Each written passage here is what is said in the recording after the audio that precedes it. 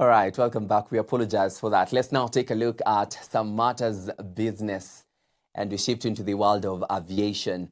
And Kenya Airways KQ has widened its net loss to 16.1 billion shillings in the first half of 2026 from 12.2 billion shillings a year earlier, as higher operating costs put pressure on its finances. The airline's operating cost rose to 91.9 billion shillings in the 6 months to June, up from 80.7 billion shillings in the same period last year.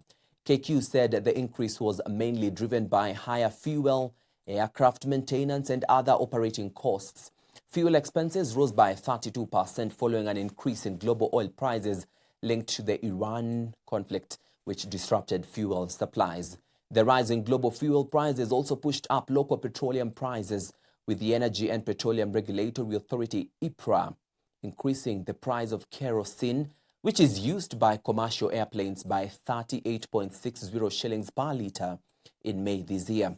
KQ also faced operational challenges after 3 Boeing 787 Dreamliners were grounded, while some of its smaller aircraft required maintenance. The airline said the combination of higher fuel costs and aircraft maintenance affected its performance during the period.